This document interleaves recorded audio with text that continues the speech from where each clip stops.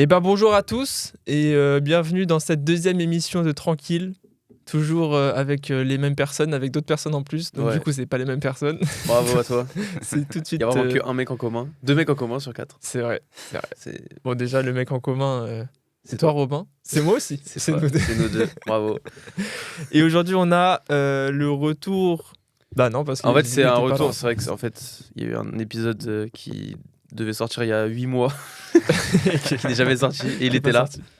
C'est vrai. Mais, ouais. Et on a avec nous Sabri. Eh oui, bonjour à tous. Et oui, c'est toi. Oui, c'est moi. Donc aujourd'hui, on se retrouve pour la deuxième émission après une première où on a parlé de la photographie avec Mani. Ouais. Et aujourd'hui, on s'axe sur un nouvel angle de ce beau monde de l'audiovisuel. Et on va parler son aujourd'hui. Et on a la chance d'avoir avec nous... la chance d'avoir avec nous... le très grand. Le très grand, l'unique. Fabuleux. Enzo. Enzo. J'allais présenter, mais on passe aux présentations après. Enchanté alors qu'on se connaît depuis l'enfance finalement. Ouais. On se connaît depuis des années, ça fait vraiment plaisir. On se connaît depuis 3-4 mois. 3-4 mois, grand max. C'est ça. Moi, depuis... J'ai plus la notion du temps du tout. 1 mois et demi. Ouais, c'était ça, Scratch. Ouais, c'est ça. Bravo. Ouais. Bravo. De belles rencontres. Ouais, on s'est rencontrés sur un projet, donc on fait profiter des contacts pour pouvoir parler de tout ça, parce que c'est très intéressant. Donc toi, Enzo, tu vas te présenter rapidement. Okay. Donc ton parcours, d'abord ton parcours et qu'est-ce que tu fais dans la vie actuellement de tes journées. Actuellement, moi, je suis en deuxième année du coup d'ingénieur du son à l'ESRA, dans la filière ISTS. Et je suis arrivé, j'étais plutôt axé sur la musique. Je voulais vraiment faire que de la musique quasiment. Et j'ai découvert avec les cours tout le monde de l'audiovisuel. Et ça m'a très vite passionné de voir tous les petits détails dans les films, tout ce travail du son justement. Et voilà, donc du coup je suis en deuxième année. À côté, je passe aussi des concours pour la FEMIS. Je suis à la deuxième étape. Bien. Donc on avance. Bon, on va en parler de toute façon parce que le projet qu'on a fait, c'était en lien avec ça. C'est ça. Et donc du coup non, ça me plaît et je fais pas mal de sons. Je suis moins de la composition musicale quand même. Je suis plus dans le travail du son, sound design, tout ça. Et du coup, t'es parti de la musique, quasiment en gros. Ouais. En fait, j'ai réalisé que la musique c'était quand même exceptionnel de pouvoir en jouer. Ouais. Mais la travailler, faire le mixage de la musique, c'est moins. Mais est-ce que tu veux pas faire un mix des deux où tu fais des musiques de films? Tout de suite direct. Ah ouais, je lance direct le truc. En soi, j'y ai réfléchi, mais je crois que j'ai un décalage avec le fait de composer de la musique un petit peu sur ordinateur ou quoi. Je suis vraiment. Ah ouais, en MAO, genre, t'aimes pas trop. Je suis moins fan, je suis vraiment axé très traditionnel. Ah ouais. Ce qui est pas forcément bon en soi. Ouais. Mais c'est pas un kiff incroyable. Ouais, je vois. Alors que ici, c'est un kiff exceptionnel. Ouais, c'est que du kiff. Mais c'est quand même. C'est quand même sympa, je vois des gens qui le font et je suis assez impressionné parce que c'est. Bah en fait, composer de la musique, genre c'est. En fait, je sais pas, c'est comme faire un film, tu vois. C'est la même chose. T'as créé un truc de A à Z et c'est de la musique, ça sonne bien et tout. Genre, même si toi, des gens ils vont trouver ça gaze, toi t'es bien parce que t'as créé un truc de A à Z. C'est fou. Ouais, trop bien. C'est fou. Et toi, du coup, pourquoi la musique ? Qu'est-ce que dans ton enfance ou dans ton passé, t'as dirigé vers la musique plutôt qu'autre chose ? Est-ce que tu sais à quel moment ça a basculé ? Très jeune, j'ai commencé avec la guitare. À faire de la guitare, j'ai pris des cours et c'était pas un vrai kiff. C'était plutôt parce que mes parents voulaient que je fasse un instrument. Et assez rapidement, j'ai arrêté et j'ai repris puis pendant 2 ans, autodidacte. Ouais. Et j'ai réalisé que j'aimais beaucoup la musique, mais ce que j'aimais aussi beaucoup, c'était le son en fait, en général. Et que ça m'intéressait. Et après, j'ai essayé de forcer pour faire des études là-dedans. Voilà. Ouais. Ok. Bien. Non, mais c'est intéressant d'avoir un étudiant parce que c'est une vision un peu nouvelle, un peu on découvre ce que c'est et tout avec l'école, avec les cours. Là, c'est une vision d'apprentissage et genre t'as envie d'aller plus haut, tu vois. Ouais, c'est ça qui est bien. Ouais, il y a encore beaucoup de choses à apprendre. Ouais, c'est ça. C'est ça qui est bien. Et puis en fait, dans tous les cas, même à 30 ans, t'apprends encore des choses, quoi. Donc, Ouais, puis en plus, c'est un truc qui nous touche tous. Sabri, toi, ton film préféré, c'est comédie musicale. Même en fait, quand on n'est pas du tout attaché directement avec la musique, ça nous rejoint forcément à un moment donné. C'est ça. Ouais, la musique, ça a toujours été là dans le cinéma et tout. C'est vraiment des trucs super importants, je trouve. Que genre une bonne BO, tu vois, ça peut tout faire. Même un bon son, un bon travail du son sur un film Moi, je pense au film Transformers, tu vois, ou Ouais. un truc du genre. Non, mais c'est vrai. Il y a un travail du son genre, incroyable. Attends, je rigole parce que vraiment, il y a la barre du micro Ouais, baisse, Au c'est ce niveau que j'allais dire, baisse ton micro. au niveau de tes yeux. Le mec a un micro dans le Ah, crâne. putain. Mais ouais, voilà, tout ce qui est le travail du son et tout, c'est un truc c'est comme l'image. Genre, si t'as pas d'image, t'as pas de film. Si t'as pas de son, je trouve que c'est la merde. Bah, c'est. Ouais. C'est, voilà, de nos jours, c'est quelque chose de très Bah, important. le son, c'est ce qui donne le plus ce qui fait d'un film bien un grand film, tu vois. Ouais. Avant de parler de la BO, justement, j'avais noté une phrase qu'on entend souvent, et savoir un peu ce qu'on en pense, même si pour moi c'est un peu une question rhétorique parce que Ouais. la réponse est un peu logique, mais est-ce que le son c'est vraiment 50% d'un film? Parce qu'on a vu, on voit les gens dire que le son c'est la moitié du film et que sans le son il n'y a pas pour d'image moi- et inversement. Ah, Mais est-ce que vraiment. Moi, oui, je pense. pour moi, Tout oui. le monde, je Bah, pense que déjà, oui, mais- surtout, genre, par exemple, tu prends les films d'horreur. Films Ouais. d'horreur, genre, tu mets, par exemple, tu prends Sinister. Ouais. Qu'on t'a dit de regarder. que je vais voir. Sinister, tu mets une musique de Patrick Sébastien en fond. Y a plus, ça fait plus peur, tu vois. C'est vrai. Ça fait plus peur le film. Ah, ça me fait Alors, peur. t'as dit quoi? Patrick Sébastien me fait peur. Et après, si t'as d'autres trucs, t'as un autre angle, c'est que dans des films d'horreur, je reprends des films d'horreur, où t'as une musique très enfantine qui est hors ça, qui n'est pas du tout glauque, mais dans le contexte Ouais. du film d'horreur, Ouais. est hyper glauque. Genre, ça me fait penser à, tu vois, c'est dans American Horror Story, la série, il y a le son Dominique, je sais pas quoi. C'est un truc, je sais plus dans laquelle saison c'est, mais c'est une série, je crois que c'est Freak Show, le truc. Et c'est une musique hyper enfantine, genre vraiment une comptine, quoi. Et en fait, ils te foutent ça avec une nonne ou un truc comme ça, Ouais. et c'est hyper glauque. Mais Ouais. ça, c'est le principe de la musique, enfin des sons anempathiques. Ouais. Genre, t'écoutes quelque chose et ça va totalement à l'encontre de ce que Ouais. l'image te fait ressentir. Ouais, c'est ça. Et justement, Et bah, ça crée un truc. ce contrepoint est ouais. encore plus lourd. Ça Et crée ouais, un truc désagréable. T'es ça. bizarre. Ouais, le malaise. Ouais, c'est ça, c'est ça. exactement. T'entends un truc good vibe, et t'as une nonne qui te saute Ouais, en à la fait, gueule comme c'est ça, mais c'est ça. C'est le décalage qui fait tout le truc, tu vois. Ouais. Et c'est beaucoup utilisé. C'est encore plus utilisé maintenant, en plus. Genre. Ah Avant, ouais, c'était mais- vraiment film Horreur. d'horreur, musique d'horreur, son d'horreur et tout. Ouais, Maintenant, Musique t'as. stridente et tout. Ouais, c'est Ouais. ça. Mais maintenant, t'as plein de trucs différents. C'est trop lourd. Ouais, pour le suspense, des fois, il y a des Ouais, trucs, ouais. même Et des tu- bruits blancs, des trucs. Ouais, bah là, tu vois, genre, j'ai les termes. tu vois, dans Get Out et tout, tu vois, t'as des trucs, Ouais. des ambiances qui sont pas forcément codées horreur. Ouais, tu les écoutes comme ça, tu te dis pas C'est ça. film d'horreur. Ou même le fait de. Ça qui est fou, ça va un peu avec le son, mais le fait de ne pas mettre de son à certains moments, tu vois. Ouais, Ah, le silence. Tu vois, dans, ouais. tu vois, dans No Country for Old Men, il n'y a pas de musique quasiment dans le film. Ah ouais. Genre, je crois qu'il y a genre 5 minutes où il y a de la musique de fond. Sinon, le reste, il n'y a pas de musique. C'est que Ouais. l'ambiance et Bah, en fait, t'as l'impression vraiment d'être dans la vraie vie, parce que dans la vraie vie, il n'y a pas de musique de fond, quoi. Ouais. Tu vois. Ça serait trop drôle. Ce serait marrant. Mais ouais, ça rend. Du coup, c'est plein de trucs différents qui font que, bah, pour moi, c'est 50% d'un film. Ouais, évidemment. Et toi, Sabri, t'es d'accord aussi? Mais moi, je trouve que oui aussi, parce que, genre, comme, bah, on reprend l'exemple des films d'horreur. Genre, moi, film d'horreur, déjà, c'est. De nos jours, je trouve que les films d'horreur, ça fait pas forcément peur. Ouais. Et que s'il y avait pas tout le travail du son derrière, Ouais, c'est ça. ça aurait été encore plus merdique, quoi. Ouais, bah, Ouais. Genre, Mais c'est ça, moi je regarde pas trop de films d'horreur parce que c'est pas mon cinéma, quoi. Mais Ouais. moi je préfère les films d'horreur psychologiques, tu vois, Get Out, Split, Ouais. les trucs comme ça. Je préfère Ouais. ça. Je trouve ça plus intéressant qu'un film où, genre, juste c'est gore pour rien, quoi. Ouais, je comprends. Genre, à part si tu regardes entre potes, ça peut être drôle, tu vois. Mais je Ouais, vais pas, pour, je vais pas c'est me pour déplacer. rigoler en vrai. J'ai pas, tu vois là, c'est quoi, c'est Love Lies Bleeding là, Mm. c'est ça le film avec qui va Ouais, sortir. là. ouais. Genre j'ai vu une image hier, ça vomit quelqu'un, j'ai pas capté le truc. J'ai pas capté, je fais frérot. Ça me parle. Moi j'ai fait frérot, mais à quoi tu joues? Qu'est-ce que tu fais? C'est pas normal. C'est pas normal, mec. C'est ça. Est-ce que vous avez eu un film déclic, un compositeur, quelqu'un qui vous a fait vraiment, vous a fait comprendre que c'était le son qui était hyper important comme ça? Attends, pardon. Il a enculé le son. désolé. Non, ça va, c'est la Ouais, musique, ça- c'est la ouais, musique c'est du la podcast. musique, c'est le son, c'est le Je son. suis en ouais, remède c'est- de fou, là. C'est la musique du podcast.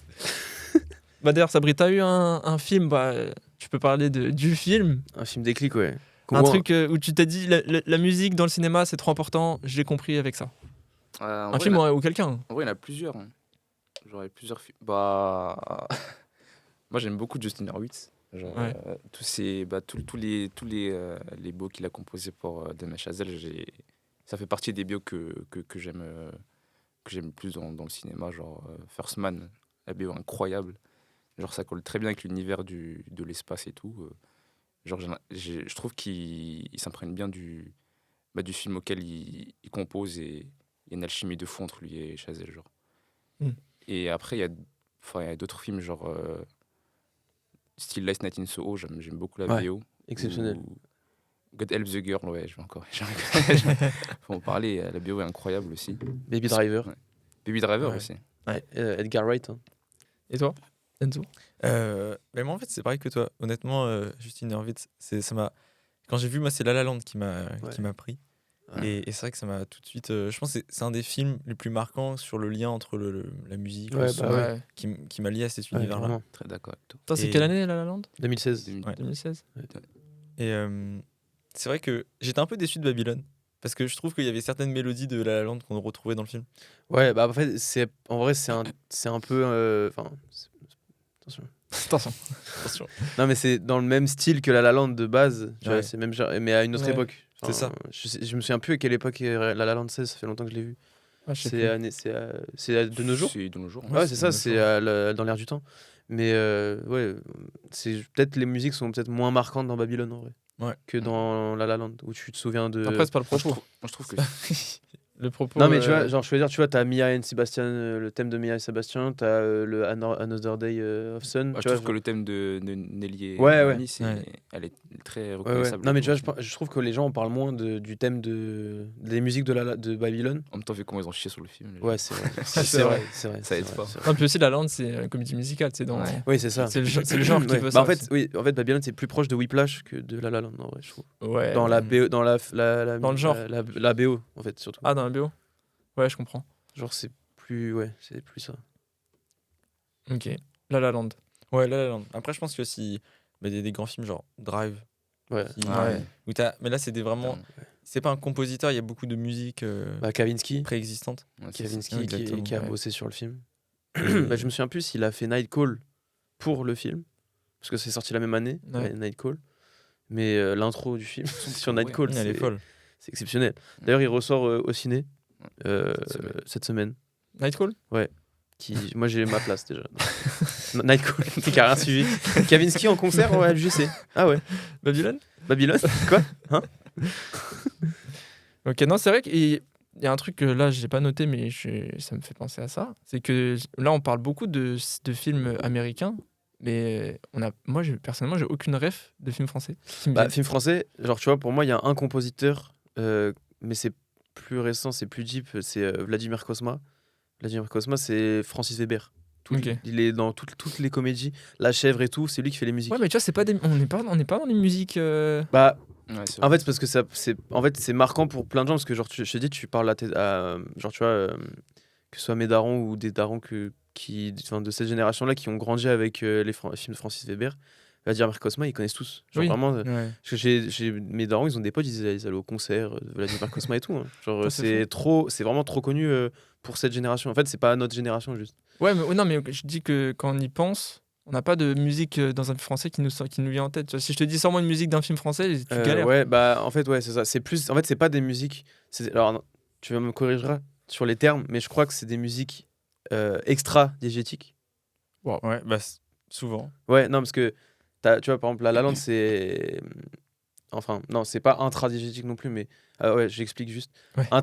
Extra-diégétique, c'est quand la musique, elle provient. Enfin, elle a pas été créée pour le film. Genre, elle a été. Ok, ah ouais, on va parler de ça. Genre, en gros, je sais pas, tu prends.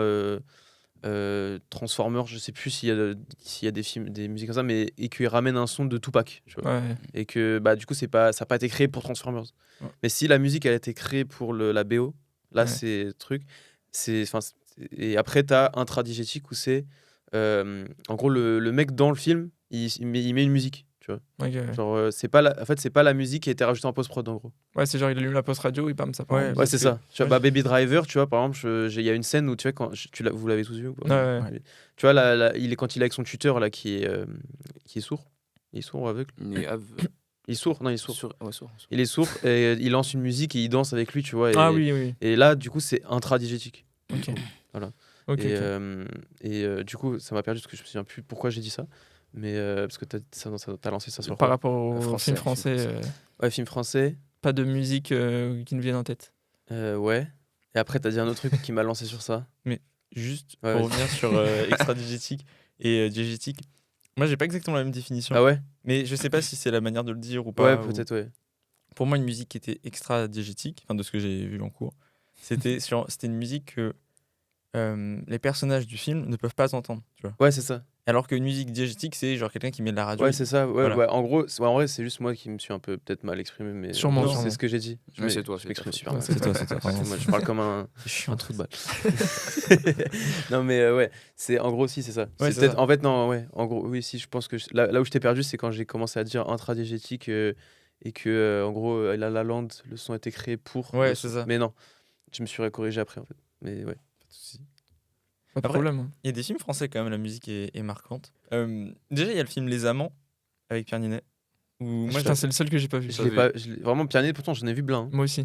les gars, Tu m'aurais dit le boîte noire, un homme idéal, Five, et trucs. En vrai, Un homme idéal, le musique est pas mal aussi. Bah, en fait, en fait, ça me marque pas, mais. Ouais, je peux pas te la En fait, sortir, c'est dans mais- l'ambiance. Non, mais Ouais. c'est dans l'ambiance. Enfin, la musique, mais forcément l'ambiance.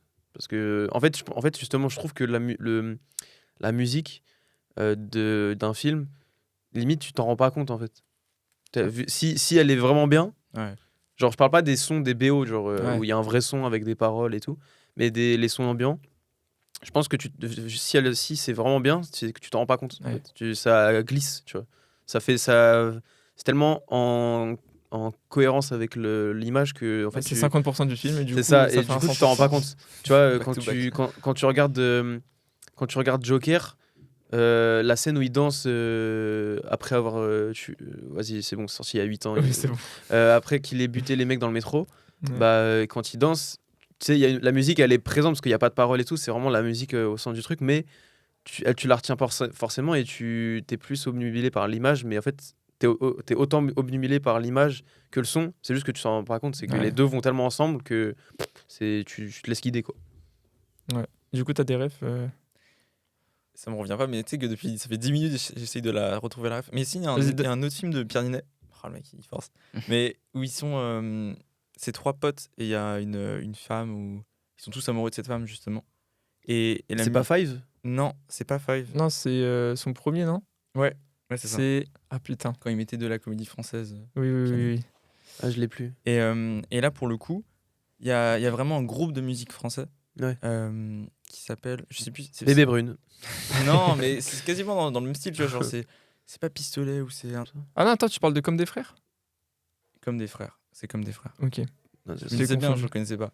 Ouais. Je me dis, il fait le fou. Ouais, non, c'est Comme des frères. Bah, moi, je veux dire Ramin Djawadi, Ouais. compositeur, Ramin Djawadi. qui a composé, entre autres,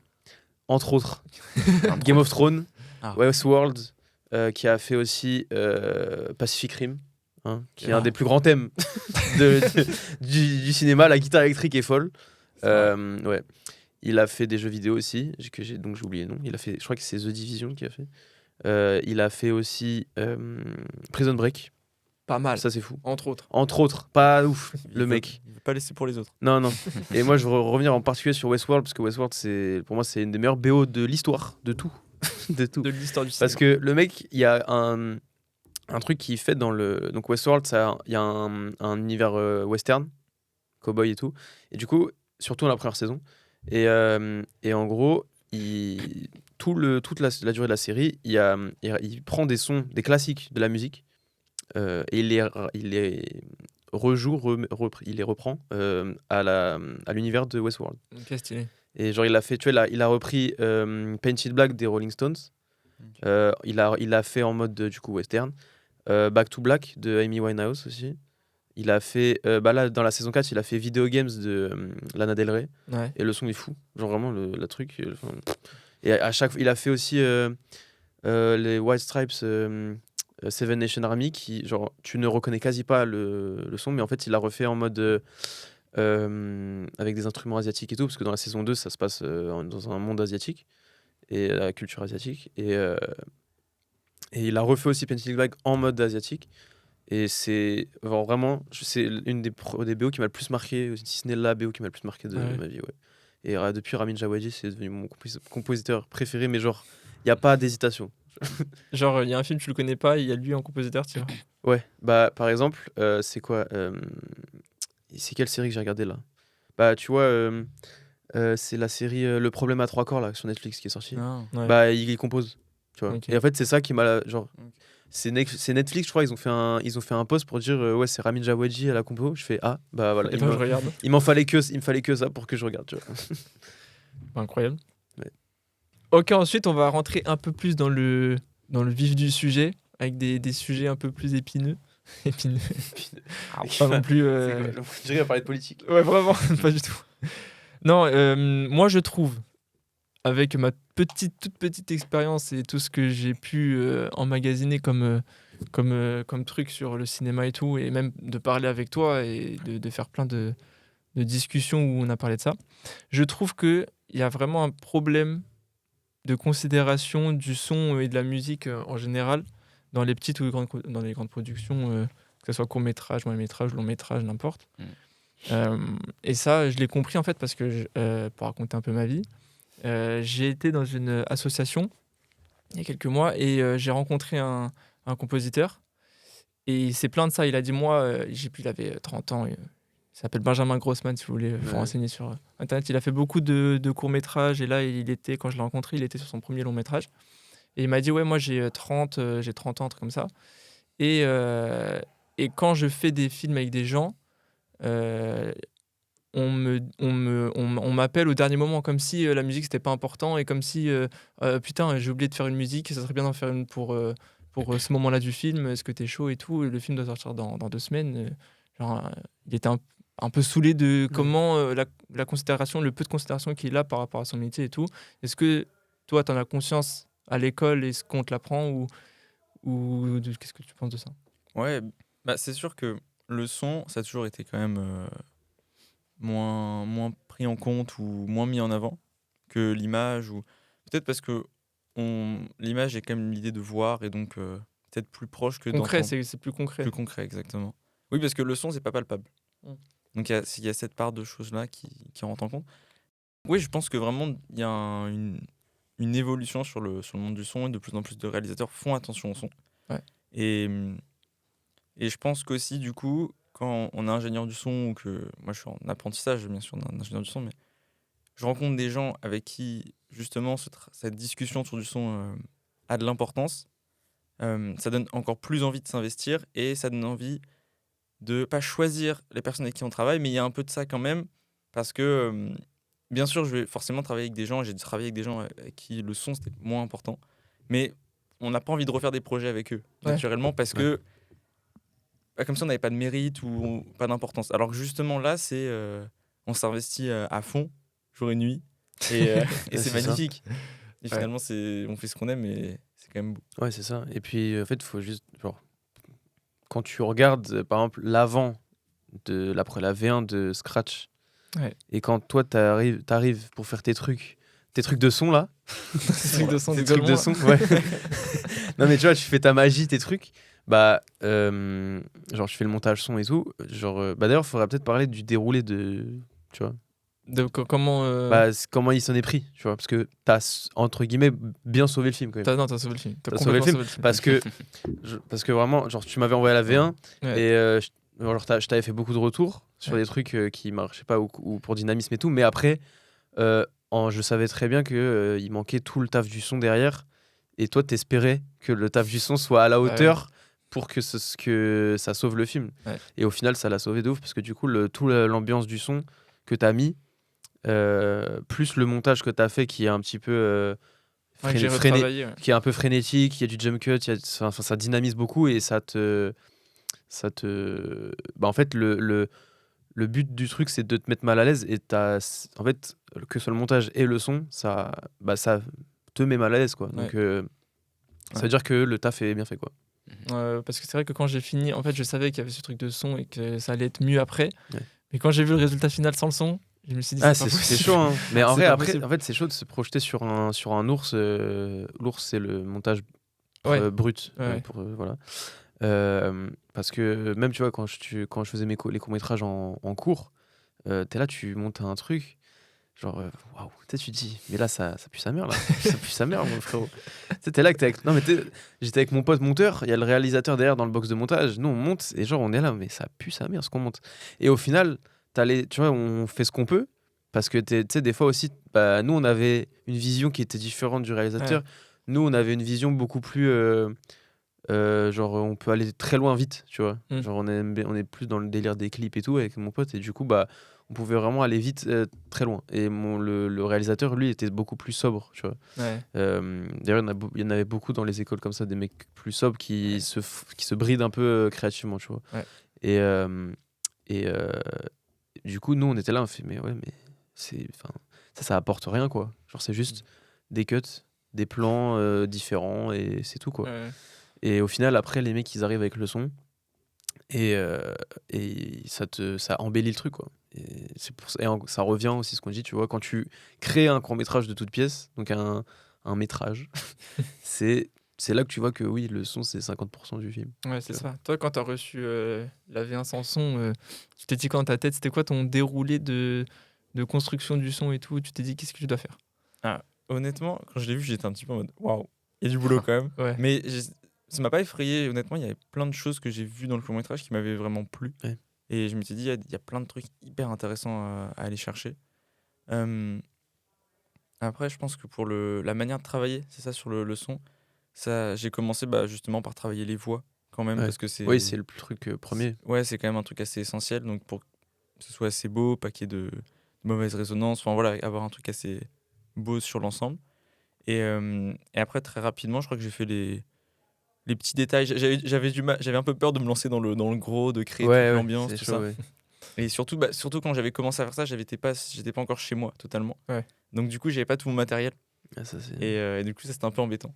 Mais j'avais pu rajouter des petits téléphones qui s'éteignent, enfin des petits bruits un peu cons, mais ouais, les trucs d'ambiance, quoi. Ouais. Voilà, qui sont quand même importants dans le montage en fait. Ouais. Et après, ouais, c'est avec mon. En fait, chez moi, j'ai un synthétiseur avec plein de sons différents. Ouais. Et je me suis amusé à aller chercher, à aller modifier des sons, à vraiment les travailler avec des EQ, avec avec plein de petits détails, plein de petits paramètres qui font que ça faisait vraiment des sons très bizarres, étranges et désagréables quasiment. Ouais. Parce que je voulais justement qu'il y ait cette idée aller voir le court-métrage, mais cette idée des sons qui viennent depuis sa personne en fait. Ouais, c'est ça. Et donc du coup, je trouve que ça représentait bien. Après, je t'ai envoyé, j'étais pas serein non plus. Je me suis dit, j'espère qu'il va pas tout me dire, c'est pas bon. Ouais, mais en vrai, tu vois, ce qui est bien aussi, c'est que t'es ouvert de ouf à... Ouais. Et aussi, t'étais tellement en détresse que t'aurais accepté plein de choses. Non, mais tu me proposes un truc avec une vision, mais en fait, c'est ça. J'ai réfléchi, je te dis oui. Moi, tu sais que moi, j'y ai déjà pensé, tu vois, quand tu fais un... Genre, tu sais, ça t'arrive d'avoir une idée, mais t'as pas les compétences forcément d'imager ce que tu as dans la tête, tu vois, de mettre en place ce que tu as dans la tête. Ouais. Et tu connais des gens qui peuvent le faire. Et moi, je me dis, mais en vrai, vas-y, je te file l'idée et toi, tu fais carte blanche. Ouais, et après, je viens voir.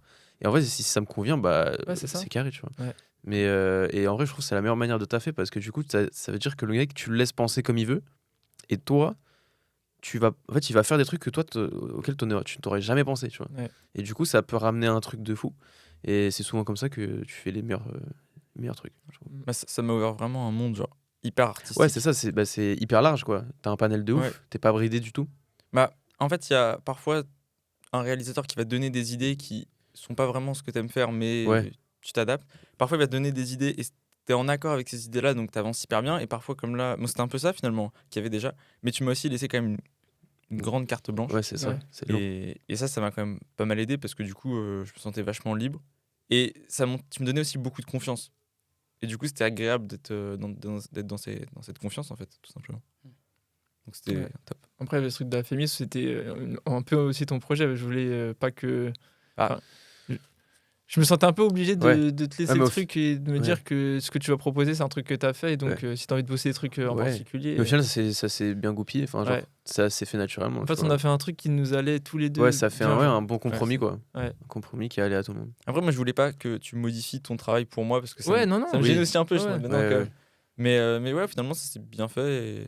c'est tant mieux. Je pense que c'est bien. Ouais, franchement, c'est bien. Et toi, Sabri, t'as déjà fait des petits trucs et tout. Comment tu penses au son quand t'écris, enfin quand tu tournes, quand n'importe. Bah moi j'ai jamais travaillé sur le son, genre quand j'ai juste été perchman sur un court-métrage.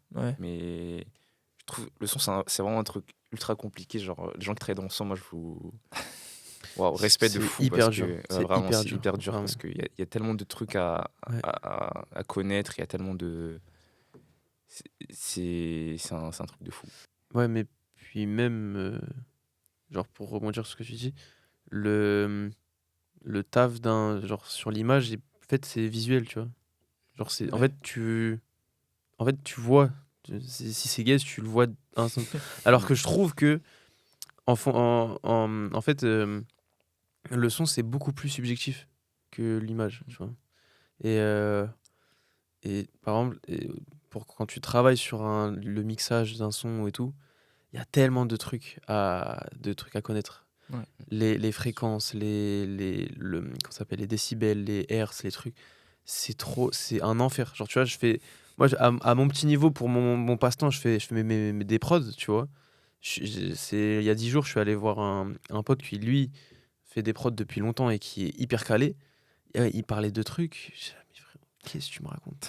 En fait, il te parle de, dans un mixage, tu vois, tout à l'heure il parlait d'EQ. EQ, c'est un outil qui te permet de couper ou d'augmenter des fréquences. Enfin, genre, tu jauges là, tu peux. Et pas que. Mais entre autres, c'est ça. Mais en fait, t'as tellement d'infos et c'est tellement pas intuitif pour quelqu'un de lambda, contrairement à une image qui est très intuitive en fait. Et que tu peux faire, tu vois, une belle image sans vraiment forcément connaître bien. Les réglages manuels, genre l'ouverture, la vitesse, le truc. Non, alors que un son, c'est trop dur de faire un vrai bon son en plus, sans avoir un minimum de connaissances. T'as aussi les compromis, genre par exemple si tu tournes dehors, t'as les bruits des voitures, c'est ça. Et faut savoir les effacer et tout. C'est ça, alors que l'image, et travailler en fonction de ça en gros. En fait, c'est hyper con, mais l'image, il n'y a pas de son.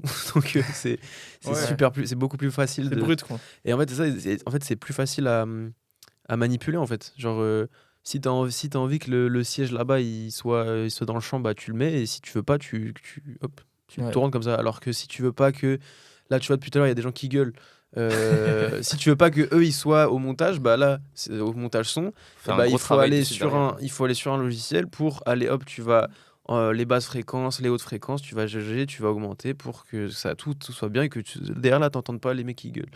Et c'est un enfer. Et en fait un petit truc peut te prendre longtemps en fait. Et aussi ça dépend beaucoup. Quand je dis que c'est subjectif, c'est que tu mets 3 personnes qui vont écouter un son ou un truc, enfin un son, une musique, un son, tu vois, ils vont pas entendre la même chose. Tu vois. C'est sûr. Alors que tu montres 3 fois la même image, les mecs vont voir la même image. À part si le mec est daltonien, tu vois, mais en gros, ouais, voilà. Tu montres une image de voiture, ça va être une voiture. Alors que si t'entends un bruit de voiture, le mec, ça se trouve, il va entendre un car, un bus, une moto, tu vois. Un train. Ouais, c'est ça. Un bébé. Donc ça dépend trop de la personne aussi. C'est pour ça que c'est beaucoup plus dur le son, et que en vrai, limite, je suis même presque sûr que ça fait plus de 50% du film. Ah, tu lances un nouveau sujet là.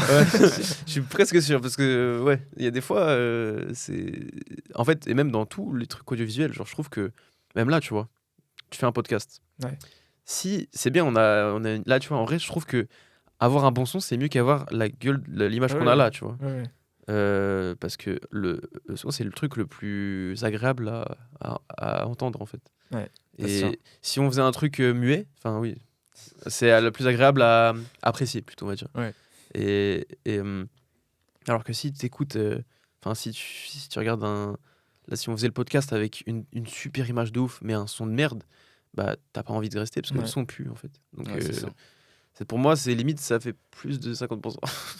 Après là, l'image, c'est pas que ce qu'on voit, genre c'est plus de trucs, mais bon, c'est vrai que si. Je pense que quand même dans un film, l'image a quand même une grande Ouais, importance. oui. Ah ouais, si si pas- mais mais pas d'image, t'as pas de film. Surtout que l'image, oui. parce que le son, c'est à la rigueur une des catégories, d'un film, mais dans l'image, il y a quand même plein de catégories différentes. Ouais, Ouais, c'est ça, ouais. c'est ça. Avec le décor, la lumière. Ouais.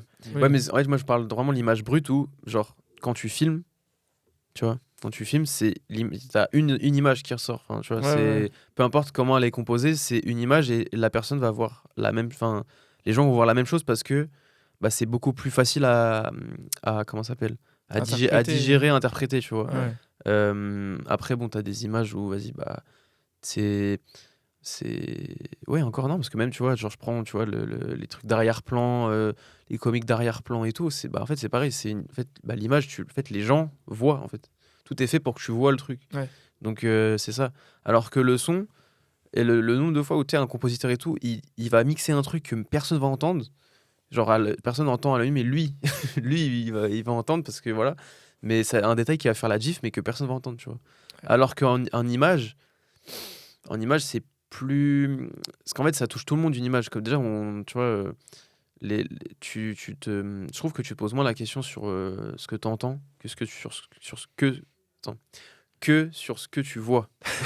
C'est dur à dire à 9h du mat là. Non, il est 11h. Il est vraiment 11h quoi. Il est vraiment 11h30. Mais voilà. Donc c'est pour ça que je dis vraiment le son, je trouve que ça a vraiment une partie importante. Ouais. Après oui, t'as les délires des films muets et tout, que l'image est beaucoup plus importante que le film. Mais maintenant, je trouve que de nos jours, un film avec une sonorité moyenne, bah en fait tu t'en lasses quoi, globalement. Ah, en vrai, ça dépend. Moi, dernièrement, grâce à toi, j'ai vu 12 Angry Men de 12 hommes en colère. 12 hommes en colère, ouais. 12 Hommes en colère. On traduit, faut traduire. Ouais, traduire, pardon. excuse-moi. C'est obligé. Mais et en fait, dans ce film, il y a très peu de sons. Enfin, je crois qu'il y a 2 musiques, une d'introduction et De fin. Ouais. de fin, de générique. Et sinon, il n'y a pas vraiment de son, pas du tout, quasiment. À part quand il y a un peu d'orage ou quoi, mais qui appuie un peu l'attention, mais c'est pas du tout l'intérêt. Et justement, il baisse un petit peu ces différentes catégories, le son, tout ça, a moins d'importance, justement pour donner plus d'importance à une autre catégorie qui est le scénario. Le dialogue. Les dialogues et tout. Ouais. C'est ça qui est fou. C'est que t'as tout. Enfin, c'est ça qui est fou dans un court-métrage, c'est que tu vois. Enfin, le nombre de choses qui doivent être réunies pour faire un bon truc. Ouais, c'est. Genre, juste un bon truc. Juste un truc potable. Tu vois, parce que, ok, t'as l'image, c'est carré, t'as des beaux plans et tout, c'est cool. Et ça sauve un film des fois. Non, moi j'ai une question un peu plus technique pour tous les petits réalisateurs qui nous écoutent. Et non, c'est plus pour moi parce que premier degré, je ne peux pas répondre à cette question et j'ai besoin d'être éclairci là-dessus. Quand est-ce qu'on doit composer une musique dans la production d'un film? Est-ce que, même pour toi, en tant que compositeur, après le son c'est différent parce que ça se fait forcément en post-prod, mais tout ce qui est musique, tu préfères le faire avant, après, pendant, et quand est-ce que le bon timing pour pouvoir faire une musique? Parce que tu peux tourner une image et te dire ok, je pense à cette musique truc, mais il y a des fois où tu penses pas à la musique et après t'as avec ton film qui est sans musique et tu dis putain, il me faut une musique, et là tu l'envoies à quelqu'un qui fait de la musique. Mais est-ce que c'est mieux comme ça ou c'est mieux qu'est-ce que tu préfères toi? Je pense qu'il y a plein de manières différentes de le faire. Parce que moi, je vois ça un peu comme tu construis ça au fur et à mesure. On va te parler d'un film, on va te parler d'un scénario, tu peux peut-être déjà commencer à trouver des mélodies qui t'évoquent le sentiment qu'on recherche. Après, forcément, c'est quand même de la composition de musique à l'image. Souvent, tu vas voir l'image, comme Ascenseur pour l'échafaud avec Miles Davis, qui a composé en une nuit tout entière toute la bande-son du film, enfin toute la BO.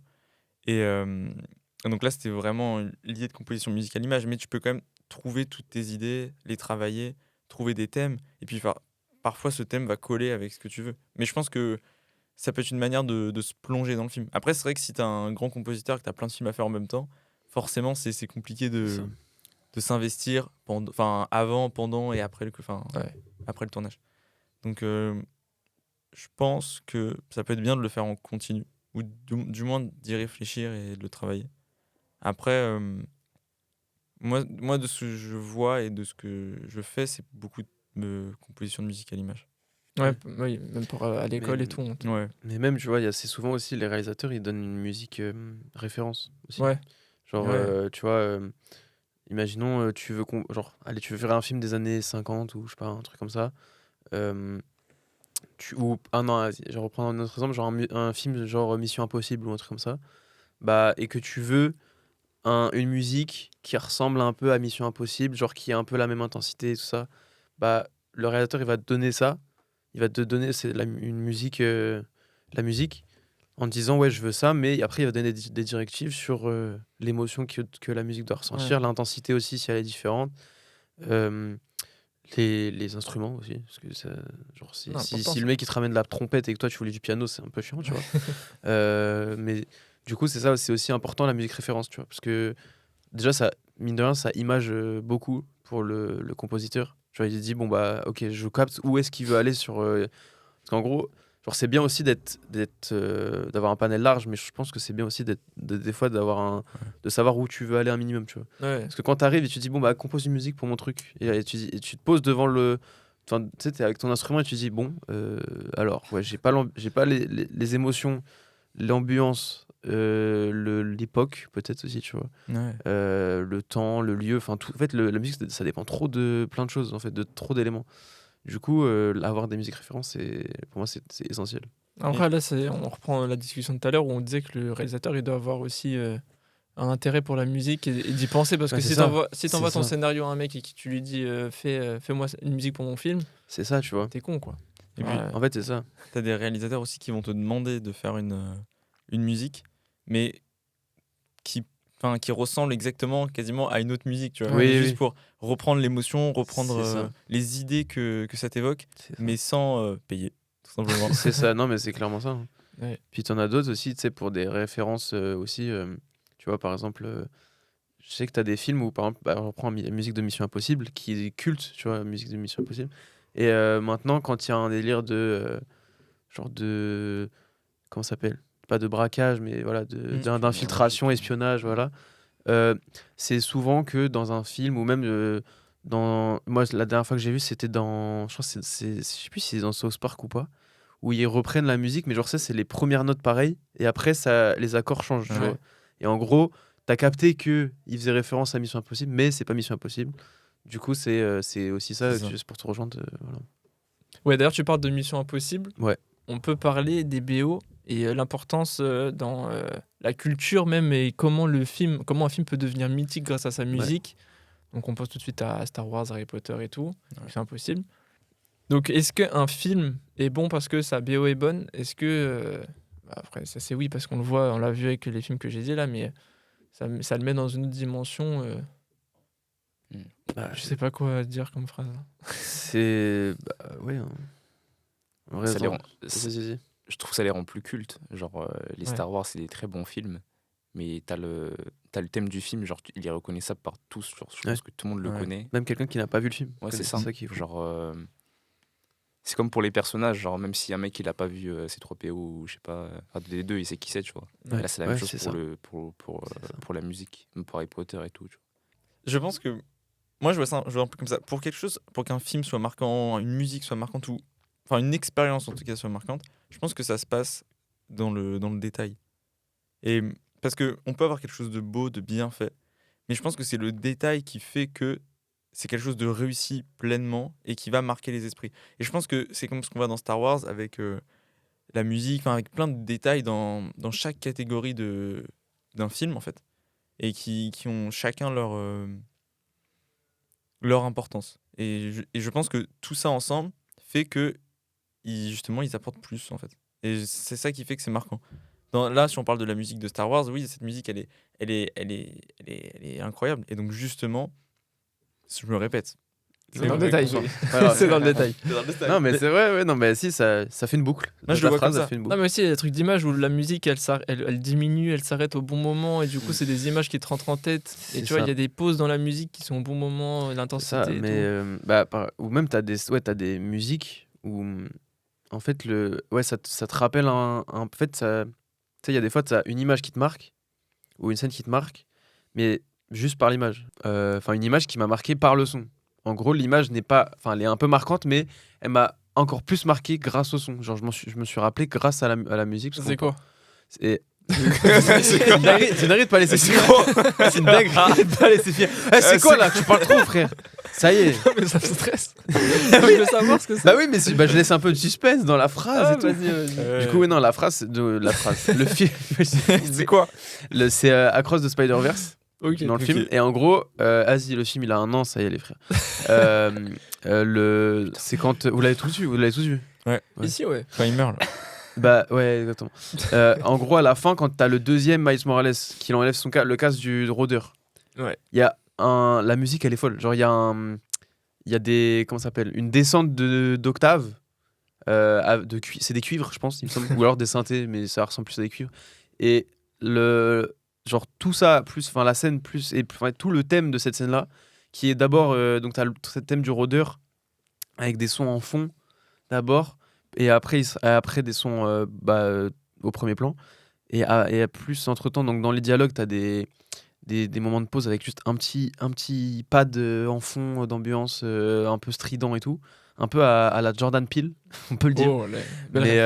Et après, d'un coup, t'as la descente d'octave de ces cuivres-là qui, sur le moment où tu découvres que c'est Miles Morales.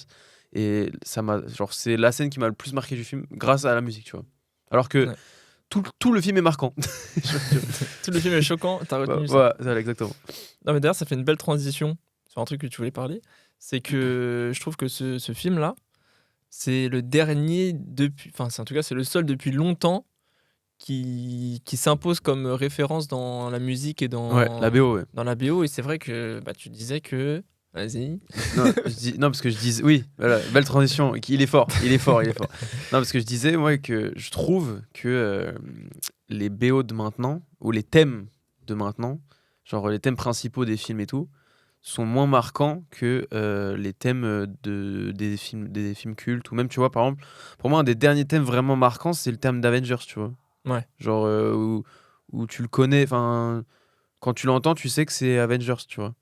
Alors oui, après t'as Harry Potter, Jurassic Park, Indiana Jones, tout ça. Et je trouve que maintenant les films, les musiques se ressemblent toutes, même peu importe le domaine du film. Genre, tu vois, maintenant tu prends, par exemple le dernier Indiana Jones, à part le thème principal, donc qui date des années 80, ça ressemble enfin les musiques du film ressemblent à un film de SF. Tu vois. Ouais. Genre en fait, je trouve que tout est beaucoup plus homogène qu'avant. Et c'est moins marqué, l'univers est moins marqué dans les films, je trouve. Ouais, c'est vrai. Voilà. Je suis d'accord avec toi. Est-ce que, pour vous, quelle est la musique la plus mythique des films? Parce que moi, j'ai regardé L'Exorciste cette semaine. Elle est exceptionnelle, c'est pour moi, ouais. Et au moment où la musique a commencé, je me suis dit ça, je pense que c'est la plus grande musique d'histoire de film, de l'histoire. Tubular Bells, c'est fou. Où tu te dis que quand t'entends ça, tu sais ce que c'est. Ouais. D'office. En fait, c'est ça. Et puis, t'as plein... En fait, c'est surtout ça... Pour moi, ça a marqué un avant-après dans la musique des films d'horreur, je pense. Ouais. Genre, parce que je me souviens plus quelle date c'est L'Exorciste. C'est 72. C'est 72. Ouais. Bah, tu vois, après, t'as eu. 73. Après, c'est début 70, quoi. Ouais. Après, t'as eu Halloween. Ou Halloween, t'as aussi une musique, marquante, mais tu sens que c'est inspiré, il y a des inspirations de l'Exorciste, tu vois. Ouais. Je pense qu'il y a vraiment eu un avant-après cette musique. Et d'ailleurs, ça me fait penser, ça n'a aucun rapport avec les films d'horreur, mais je trouve que c'est la même chose avec les séries type Desperate Housewives. Genre, je te jure que c'est vrai, les musiques dans la série, les petits violons, pizzicato et tout, là, tu retrouves ça dans toutes les séries du même genre. Ouais. Et ça, maintenant, en fait, tu dis, ah bah oui, c'est juste, ça a été inspiré de ça. Et c'est pareil, du coup, pour Tubular Bells dans L'Exorciste. J'ai le vinyle chez moi. C'est fou. Mais ouais, du coup, pour moi, je te rejoins, pour moi, c'est la plus marquante. Ok, et toi, Sabri? Bah, moi, j'aurais mis Star Wars. Hein. Star Wars, ouais. Ouais, genre...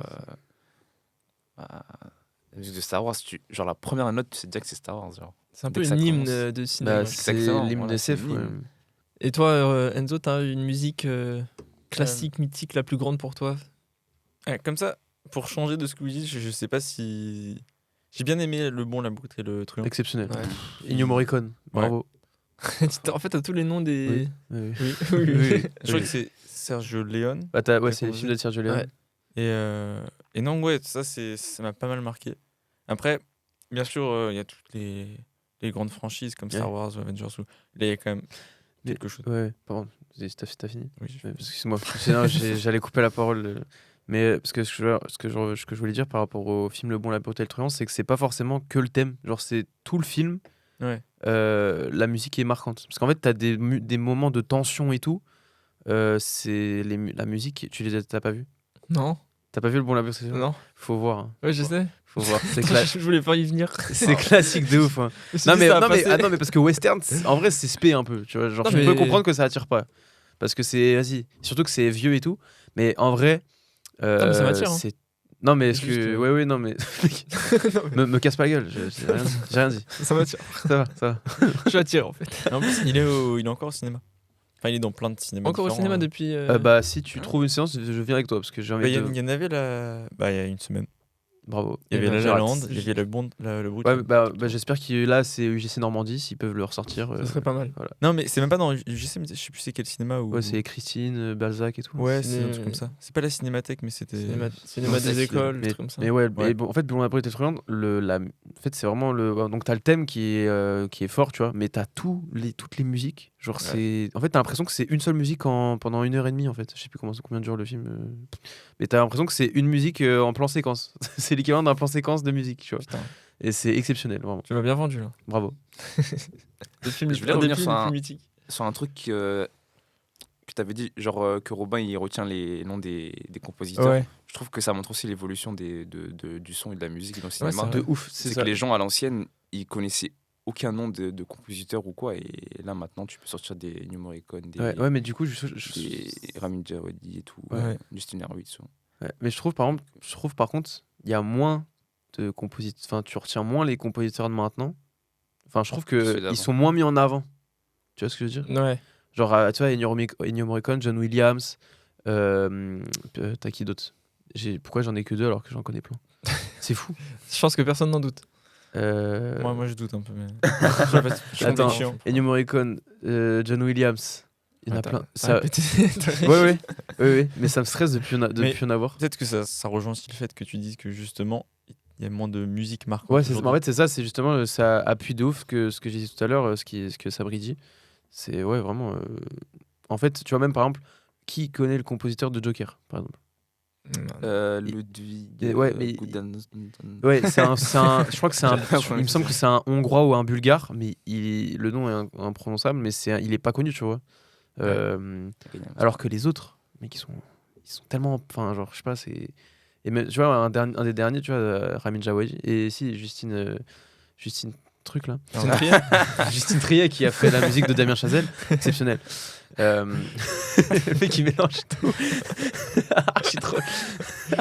Mais non, mais ouais, vraiment. D'ailleurs, putain, Chris Evans dans Anatomie d'une chute. Mais d'ailleurs, Anatomie d'une chute, on n'a pas parlé, mais en vrai, le cinéma français, c'est hyper marquant la musique.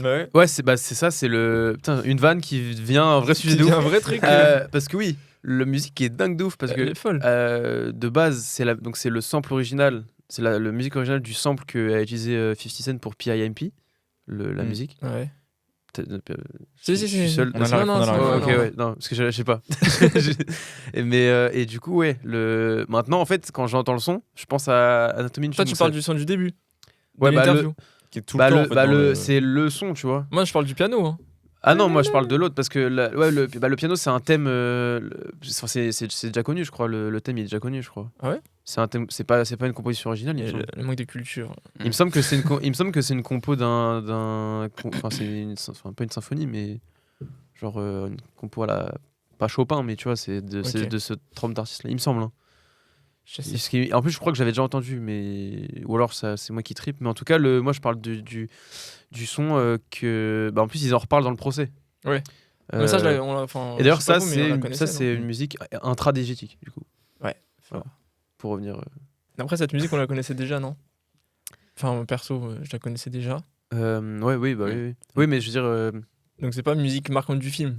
En fait, cette musique-là, je l'associe à Anatomie d'une chute parce que j'écoute pas cette musique de base. Mais c'est parce qu'ils ont utilisé le sample de base. C'est pas vraiment le son de 50 Cent du coup. C'est vraiment le sample de base. C'est pour ça que je dis c'est peut-être. Ok. Parce que le sample de base, personne connaît. Enfin, c'est bien moins connu que le son de 50 Cent, tu vois. Oui. Ouais. Et d'ailleurs, pour rebondir sur ce que vous dites, c'est intéressant parce qu'aujourd'hui, le compositeur, il peut faire vendre un film. On voit le plus connu, Hans Zimmer. Quand tu sais qu'il y a je l'ai oublié tout à l'heure. Quand tu sais qu'il y a Hans Zimmer dans un film, genre tu le mets limite, tu le mets sur l'affiche. C'est ça. Les compositeurs maintenant ils font des comment ça s'appelle, des concerts et tout. Ils font des concerts. C'est incroyable. À l'ancienne, je sais pas s'il y avait ça. Ouais. Mais... les ciné-concerts maintenant. Ouais, voilà, il y a les un ciné-concerts. grave populaire. Ça montre que genre personne en a fait. Ouais. Ici. Non. J'aimerais trop faire. Ça a l'air incroyable. Ouais. Imagine La La Land en ciné-concert. Ah, voilà. C'est genre le truc, ça montre que le son et la musique maintenant ça commence à évoluer. Et pour rebondir aussi, t'as dit un truc intéressant par rapport à les petits. C'est pas forcément des musiques, mais c'est plus des sons. Tu as parlé de C3PO, de R2D2. Et aussi, ça relie aussi moi par rapport à l'Exorciste. Est-ce que un film peut mal vieillir par rapport à ses effets sonores et aux petits sons que tu rajoutes comme ça? Parce que moi, franchement, la vérité, l'Exorciste, ça m'a juste fait rire. Alors, tous les petits sons qu'il y avait, les trucs, les machins. Oui, mais parce que c'est daté et t'as des références de maintenant, ou même un film d'horreur de merde en vrai, il est plus technique. Ouais, mais Star Wars, c'est quoi? C'est quelle année Star Wars? Ouais, mais c'est différent. 70, je trouve c'est la même année. Ouais, mais après, mais tu guettes les effets spéciaux de Star Wars, c'est une maquette. Hein. Genre, ça se voit, tu vois. Bah, l'Exorciste aussi. Je trouve ça. Ouais, mais du coup, ça. Et pourtant, la différence qu'il y a entre les deux, Star Wars, c'est pas du tout ridicule aujourd'hui. Franchement, tu me sors un Star Wars aujourd'hui, au niveau des sons, je te parle. Ah oui. Au niveau des sons. C'est pas exceptionnel non plus. C'est quoi? J'ai pas des souvenirs. Je crois qu'il y a des sabres laser qui est comme sympa. Ouais, des sons un peu marquants. Mais voilà. je trouve que c'est pas. Après, c'est aussi parce que t'as quand même une évolution. T'as des films qui ont fait qu'ils ont changé un peu la manière de voir les choses. Et donc, du coup, ces films deviennent un peu pas démodés, mais si. Ouais, démodé. Si, non, mais oui, mais en fait, c'est ça. C'est ça aussi. Tu vois, genre, un film où l'évolution technologique fait que ça sonne vieux, tu vois. Ouais, mais moi, je trouve, personnellement, Star Wars, ça me choque pas. Hein. Mais tu l'as revu il y a pas longtemps. Ouais. Je trouve ça dépend. Le premier si genre sûr t'as vécu avec, par exemple, si un mec il a toujours vécu avec Star Wars, c'est ça. et qu'il a grandi avec, tu vois, pour lui c'est tout à fait normal. Genre c'est ça, tu vois. Mais moi je l'ai découvert il y a un an même pas. Et quand je l'ai vu, pas une seconde, j'ai dit waouh, les gars, faites un effort. Non, mais après parce que déjà il y a je sais pas combien il y a d'années entre le premier Star Wars et l'Exorciste, mais c'est franchement, je crois qu'il n'y a pas beaucoup. Hein. Bah c'est fin années 70, il me semble, le Star Wars. C'est pas 77 17 76. Ouais, je crois que c'est 77. Mais moi je trouve que après oui, l'Exorciste en fait c'est parce qu'en fait l'Exorciste, enfin le film d'horreur, c'est très basé sur le son en fait, pour moi. Ouais. Donc ça veut dire que tu le remarques beaucoup plus le son parce que c'est ça qui te met dans l'ambiance en fait, comme ce qu'on a parlé, ce qu'on a dit au début. C'est vrai. Alors que dans un SF, c'est pas, c'est le but du SF en vrai de base, c'est d'en prendre plein la gueule. T'as des effets partout, des piou piou piou, des trucs. L'univers qui joue aussi, tu vois. Ouais, en fait c'est ça. Parce que son Star Wars, c'est tout un univers qui est composé. C'est ça. C'est tout un son composé juste pour l'univers, quoi. Genre, c'est vrai. Petit bruit de robots et tout. Ok, bon, j'ai dit n'importe quoi. Non, t'as pas dit n'importe quoi. Non, j'ai dit n'importe quoi. Le mec, reste sur tes positions, merde. Oui, l'Exorciste. Je voulais parler d'un truc aussi en termes de son, c'est le Jurassic Park, le rugissement du T-Rex. Ah putain, j'ai pas vu du coup.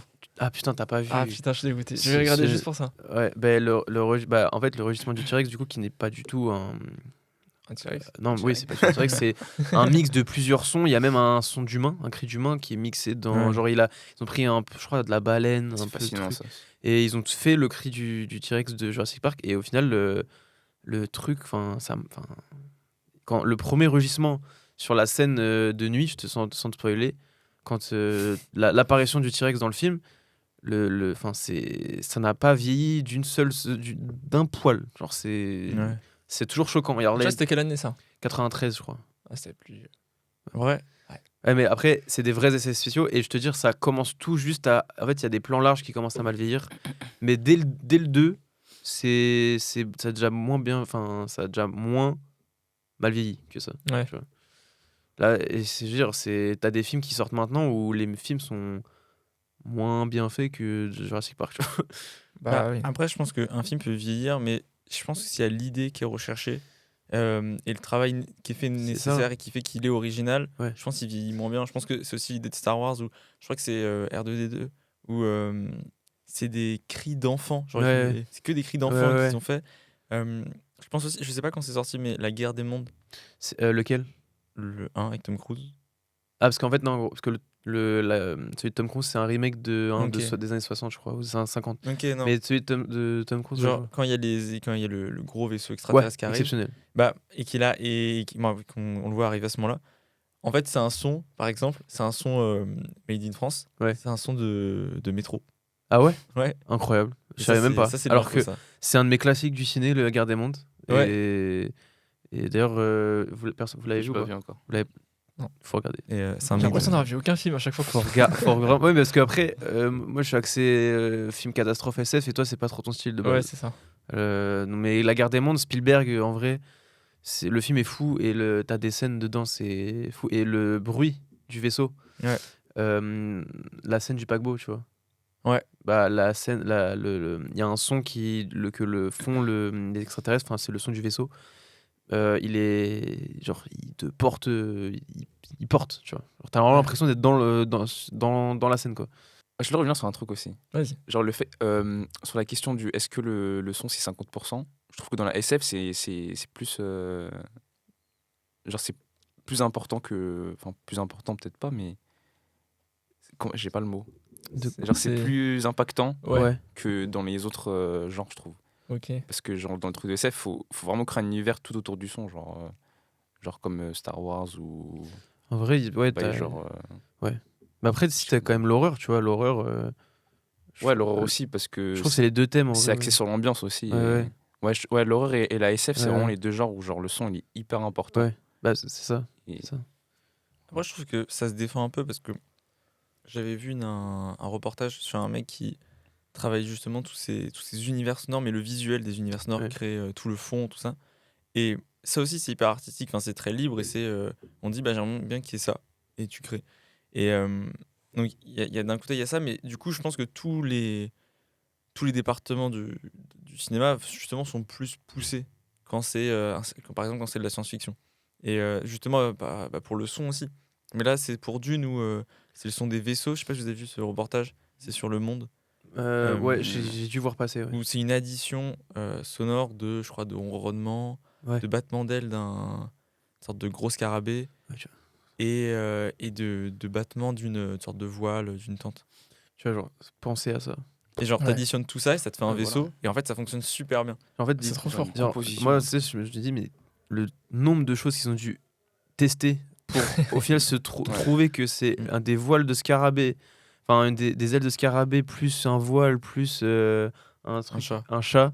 Tu dis, les mecs ont dû. La banque de sons qu'ils avaient, ils ont dû passer des heures, tu vois, pour trouver un son d'un truc, un mec qui vole. Au final, c'est incroyable. Ouais, mais tu vois, genre, tu dis le temps. En fait, tu soupçonnes pas vraiment le temps pris sur ces petits trucs-là, tu vois. Alors que des détails peuvent prendre des heures. Tu vois. Ouais, c'est vrai. Le détail. Les détails encore. Pour moi, le son, c'est le détail. Ouais.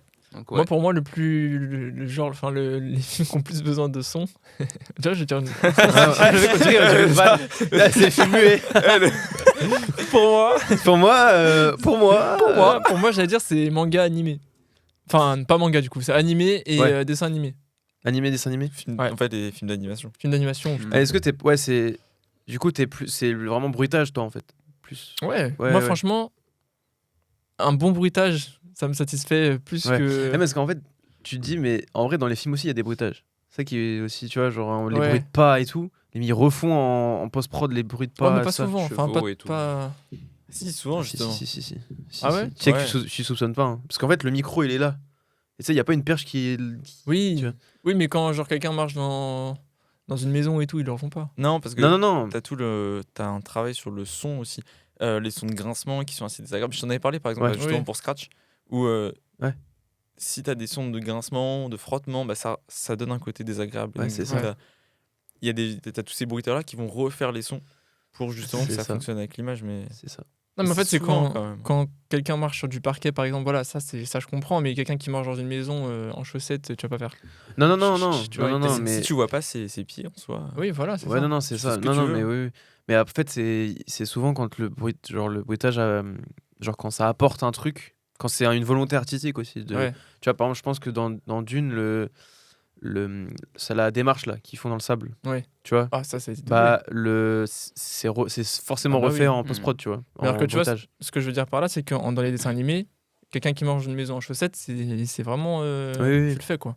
Ouais. Bah attends, dans Bob l'éponge, Carlo Tentacule qui marche avec des tentacules, ça fait Ah des, ouais, ça fait grave. des ventouses, ils doivent faire à chaque pas. Que je voulais reparler de Scratch parce que quand tu m'as contacté pour. On dirait que je suis quelqu'un de fou. Quand tu m'as contacté. C'est vrai. Non, mais quand tu m'as envoyé un message pour le truc de la Fémis, Ouais. tu m'as dit que tu voulais travailler avec moi parce que par rapport à mon premier court-métrage, tu avais vu qu'il y avait de la liberté, un truc que tu n'arrivais pas à retrouver à l'école. Et que du coup. Parce que. J'ai enculé mon école. Non, mais après, il faut. Non, mais je pense en que c'est vrai, pas tabou non, de dire c'est ça que dans surtout les écoles. c'est Non, tellement mais vrai, hein, c'est surtout bah que oui, c'est tout. pas le cas que de ton école. Bah C'est oui. vraiment le cas des Ah écoles. oui, Tous mais, les écoles, C'est hein. les écoles, c'est comme Donc ça. on vise pas que ton école. On vise quand pas. même. Parce que Non, mais nous, c'est on là, dénonce. genre- Nous, on dénonce. Ce soir on dénonce. On peut Non, parce flouter que- cette partie ou pas?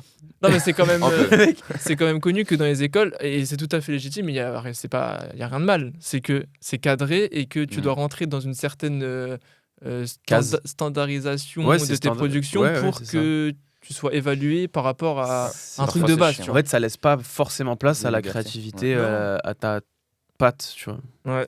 Est-ce que Ouais, vas-y. la question pour lancer le truc, c'est est-ce que tu sens toi qui es à l'école, est-ce que tu sens qu'il y a une restriction dans la créativité et dans les productions qui est imposée en fait? Non, justement, en fait, je pense que c'est peut-être une mauvaise expérience de court-métrage que j'ai pu faire. Mais pas forcément qu'avec l'école, tu vois, peut-être de manière générale. Et justement, avec l'école, dernièrement, là, on est sur un court-métrage.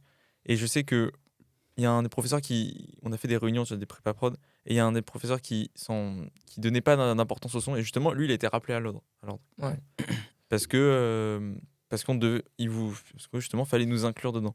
Donc, je pense que non, et je pense que justement, ces écoles-là permettent aux jeunes de donner de l'importance au son. Et je pense que juste que dans ce processus-là de réaliser cette importance ou son rôle, ça prend peut-être plus ou moins de temps. T'as des élèves, ils sont pareils aussi. T'as des Du élèves, coup, ils sont formés comme ça. c'est ça. T'as des élèves, en fait, par exemple, tu prends une photo qui est pas nette, qui a du grain, qui est un peu de flou, c'est pas une belle photo. Ouais. Tu vois, pour eux. Ouais, c'est ce qu'on avait dit l'autre jour.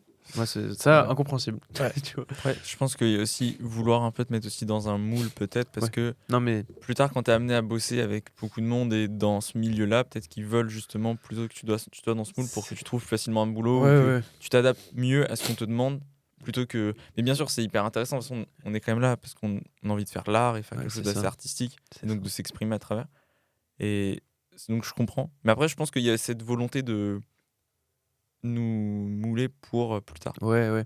Mais je trouve ça un peu dommage justement de trop te façonner et ne pas te dire, vas-y, bah, peut-être que. Parce qu'en fait, les mecs qui changent le milieu, c'est des mecs qui n'ont pas forcément les mêmes. Qui n'ont pas écouté les codes Ouais. des écoles et tout, tu vois. Donc je me dis, c'est peut-être un peu dommage de vraiment de brider à ce point, tu vois. Alors, genre, tu peux dire, vas-y, je les encadre de manière à ce que, tu vois, ils aient les bases et tout, et au moins, et après, en fait, tu dis, c'est ce qu'a fait mon école, tu vois. Genre, nous, les courts-métrages, ils étaient assez basiques et et un peu, parfois, trop encadrés, mais eux, dès le début, ils nous ont dit, ouais, c'est bien les courts-métrages qu'on fait et tout, mais le but, c'est que vous fassiez des trucs en dehors de l'école, genre des projets perso. Et en gros, nous, on vous file des codes d'image, tu sais, les règles des 180, les trucs 90 degrés, enfin, tu vois, les trucs, toutes les règles qu'il faut savoir. Et après, vous, ça vous sert pour, en dehors de votre école, à faire des projets créatifs et tout. Voilà, tu vois. Et dans cet angle-là, si c'est présenté dans cet angle-là, je trouve que ça va, mais si ils te brident, genre tu proposes un truc et ils te disent non, faut faire ça, parce que c'est comme ça que ça se fait, je trouve ça chiant, tu vois. Et toi, Sabri, t'es en école, donc tu Ouais. peux nous dire aussi.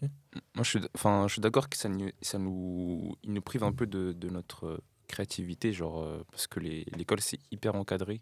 Par exemple, sur les courts-métrages, tu as des thèmes, ou ce genre de trucs, ou même parfois, des rôles qui te sont imposés ou auxquels tu veux pas forcément.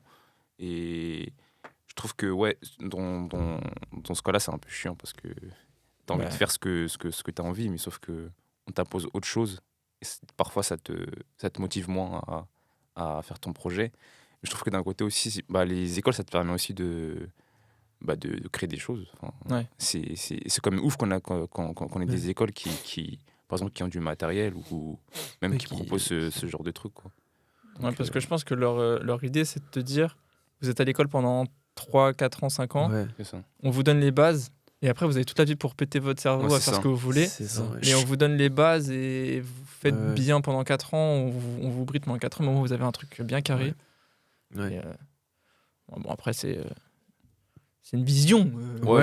L'école, ça te permet juste de te former pour les bases. Après, non, par contre, les avantages de ces écoles-là, alors, t'as des écoles, c'est de l'arnaque et tout, mais quand je parle des bonnes écoles, tu vois, t'as quand même un accès au matériel qui est vraiment, c'est trop important, tu vois.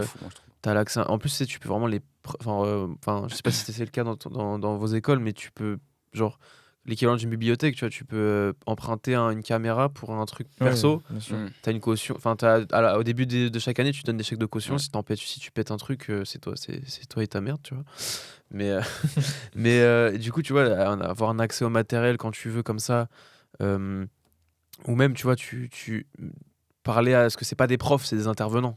Donc c'est les mecs, c'est leur boulot, tu vois. C'est pas un mec qui a raté son taf, en gros. Pareil, à l'ESRA, on a que des intervenants. Et du coup, c'est hyper agréable parce que t'es compris et tu peux leur parler, tu peux leur aussi parler. Moi, par exemple, j'avais parlé de Scratch à un prof, tu vois. Il m'a dit, oui, tu peux essayer de faire ça, tout ça. Donc, il y a un vrai échange, un vrai dialogue et ils t'apportent. Et en plus, de leur cours où eux, ils ont leur propre expérience. C'est ça. Donc, je trouve ça vraiment... moi, je suis très content, tu vois, d'être à l'ESRA parce que justement, ça m'a ouvert sur tout ce monde-là que j'ignorais, sur plein de trucs que je savais pas. Mais pas seulement, c'est pas que de la théorie, c'est aussi... de l'échange, du dialogue, et ça c'est incroyable.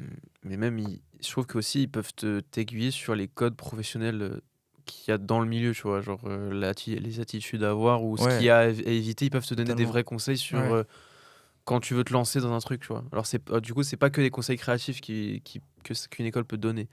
Après je sais pas si les intervenants sont les mêmes, genre quand tu payes une école et quand c'est une fac, tu vois.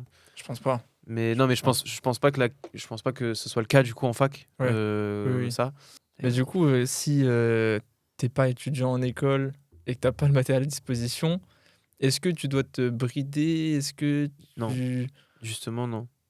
Pour moi, vas-y, même avec un iPhone maintenant, tu peux faire un truc, tu peux faire. Ouais, mais tu vois, par exemple, on a eu l'exemple sur Scratch. Quand il était question de mon micro à moi, qui est le micro première gamme et tout. Enzo, je lui fais. On n'a même pas fait les tests. T'as fait une transition de ouf. Ouais. Le boss. T'as vu? Il est fort. On est sur Zen ou quoi? Il est fort de ouf. C'est fou, hein. Le boss.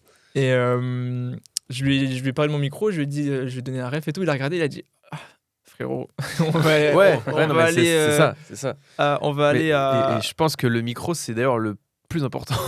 Ouais. Oui. Il m'a dit, on va aller à locationmicro.fr, on va aller chercher 2-3 matériels. Et... C'est pas mal.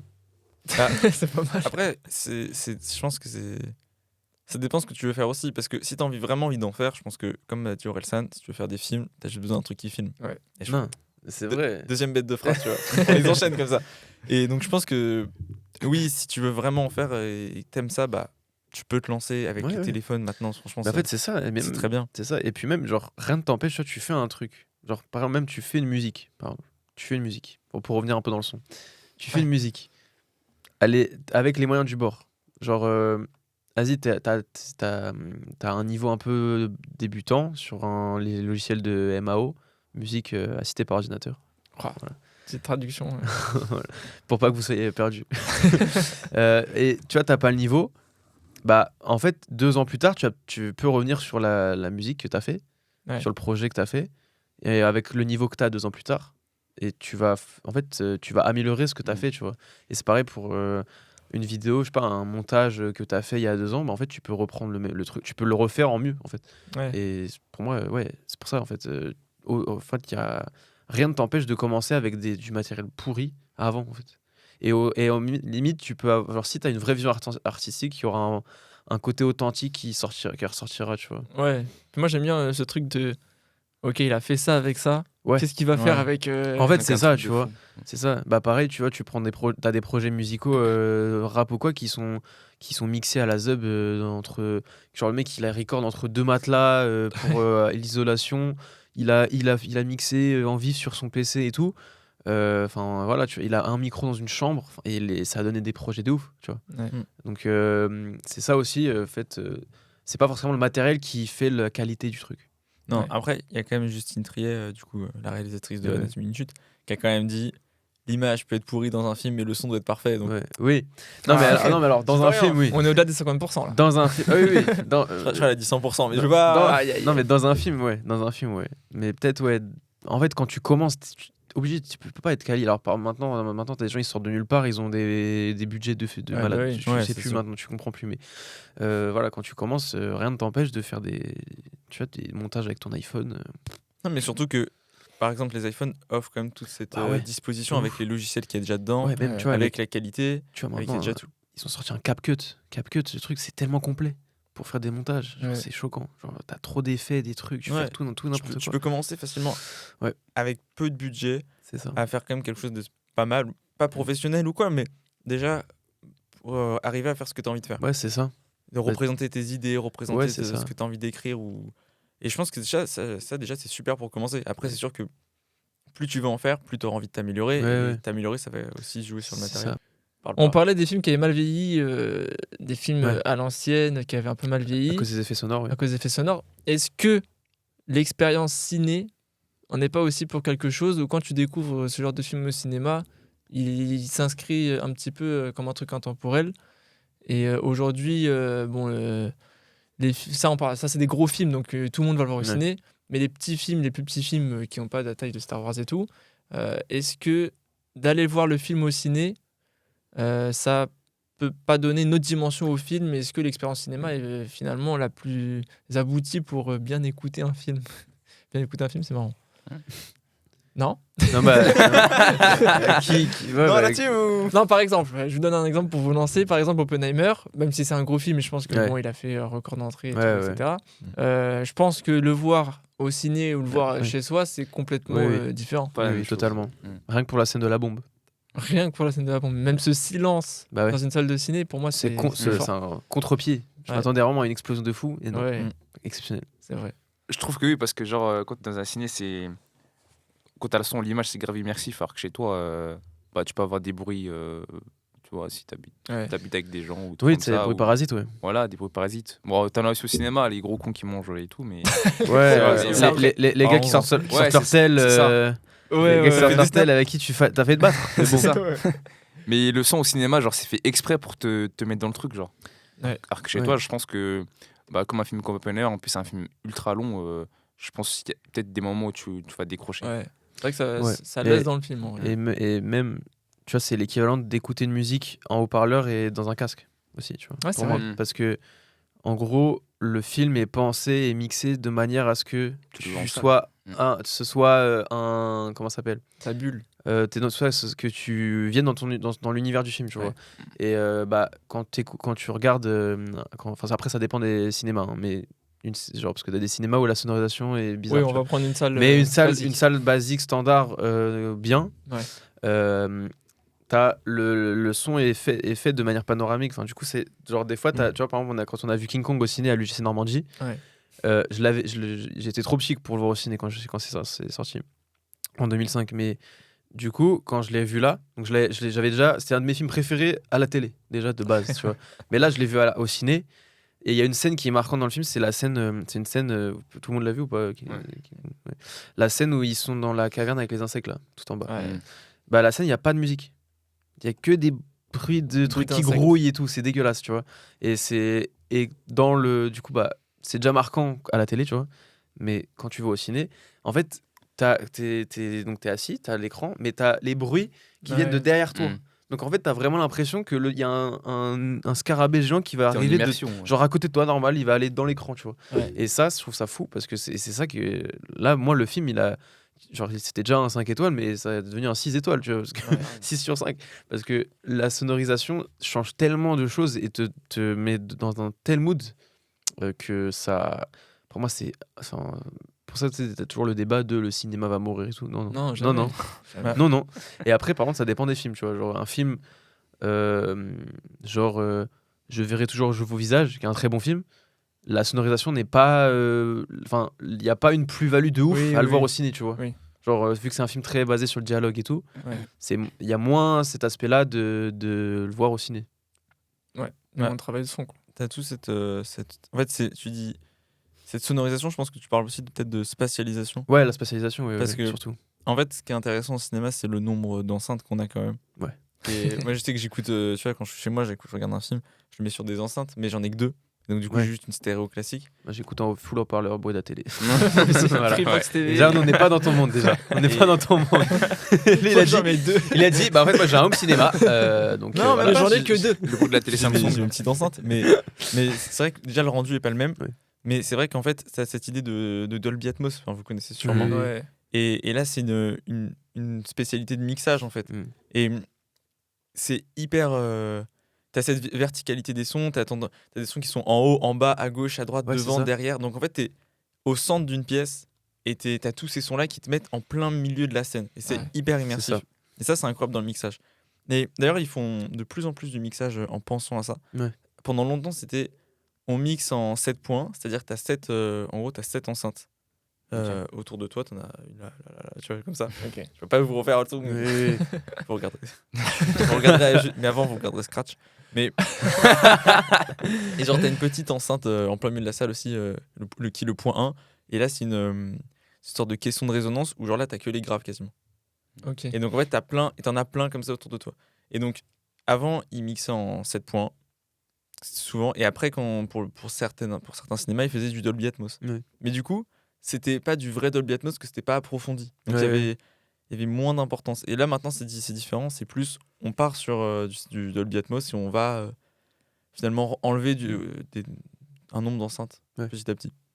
Mais c'est vrai que quand on est chez soi et qu'on regarde un film en mono, c'est le son sur la télé. En mono, c'est ça. Le son est grésille en sortant de la télé. C'est sûr que ça sort du film. Ah si, il y a un truc, il y a un putain de sujet qu'il faut parler. Le mixage, quand tu écoutes, genre, quand tu regardes un film à la télé, qui est mixé pour le cinéma, et que, à la télé, les dialogues sont si bas, et que les musiques et les effets sonores sont hyper hauts, et que tu passes ton film à monter, descendre, parce que tu mets les dialogues, t'entends que dalle, du coup tu montes à 80. Après, là, d'un coup, il y a une explosion, ça te détruit les oreilles. Oui. Et non, mais est-ce que c'est un vrai sujet, c'est commun à tous. Non, mais c'est vrai parce que c'est un coup de gueule. Tout le monde, parce que non, mais tout le monde a déjà eu ce problème, tu vois. Ouais. Quand tu regardes un film sur Netflix ou quoi, t'es là. Ouais, Netflix font ça, c'est vrai. Pas tous les films. Hein. Après, normalement, c'est censé être mixé, justement, t'as certains nombres de mixage pour le cinéma, pour la télé, tout ça. Mais c'est vrai que c'est très vrai, c'est que parfois ça fonctionne pas. C'est pas beau parce qu'il y a des films qui sont quand même faits pour être vus au cinéma et être vus avec un certain nombre d'enceintes. Et quand tu retires ces enceintes-là, tu te dis, bah ok. Maintenant, t'en as plus qu'une, et sur cette seule enceinte-là, faut qu'il y ait les voix, faut qu'il y ait la musique, il faut que tout soit équilibré. Donc c'est tout retravaillé pour que ça fonctionne, mais forcément c'est moins beau parce que avant t'as 9 enceintes avant. C'est ça. Et là tu passes à 1. C'est ça. Mais je trouve que les films d'avant, enfin ça me fait moins ça avec les films à l'aide de il y a 20 ans max, tu vois. Genre tu vois, un Guerre des mondes, quand je le regarde à la télé, j'ai pas ce problème-là je trouve que c'est assez bien jaugé, alors qu'il y a des films maintenant, des gros films qui sortent. Bah genre par exemple un Joker, genre les dialogues et tout c'est bas de ouf, et par contre les musiques avec les gros violons, violoncelles et tout, c'est hyper fort, et du coup c'est pas équitable, c'est pas c'est ça, c'est moins, enfin c'est pas que c'est mal mixé, c'est juste que c'est pas mixé pour ce type de matériel. Après c'est aussi parce que le mixage s'est développé et que le Dolby Atmos c'est assez récent quand même, par exemple, et donc forcément les plus vieux films n'ont pas ce problème. Ouais, c'est ça. Moi, dernièrement, ce qui m'a beaucoup marqué comme réalisateur, c'est Aronofsky. Je lis pas là. Réalisateur de Black Swan. Voilà, merci. The Wrestler. Qu'est-ce qu'il a fait d'autre ? Il a fait The Whale. Non, c'est pas. Ouais, exactement. Ouais, le Brendan Fraser là. Ouais. Et il en a fait. Je savais pas que c'était lui. Un autre dont j'ai plus le nom. Je vais te dire ça tout de suite. Et c'est Requiem for a Dream. Puis la musique. Exactement. La musique est exceptionnelle. Et ce que j'adore dans ce réalisateur, c'est que il cherche à nous faire ressentir des émotions, tout ça, et il arrive très bien à le faire justement. Et ça, je trouve ça assez exceptionnel parce qu'on est vraiment plongé dans son univers. Et c'est souvent des thématiques qui nous touchent pas forcément. Moi, le thème oula. Le thème des danses étoiles. Le thème de la drogue. Enfin, c'est pas forcément des thèmes où je suis proche. Et pour autant, je suis à fond dans le film. Je compatis totalement avec tout le film, tout l'univers. Et quasiment, tu fais qu'un avec tout ça et tu es dedans, en fait. C'est ça, ouais. Il y a un super travail de son, de musique, d'image. C'est moins subtil que certains films où on va essayer de te faire ressentir, mais très légèrement. Là, c'est beaucoup plus assumé. Mais parfois, c'est quand même sympa de voir un film où c'est puissant. Ouais.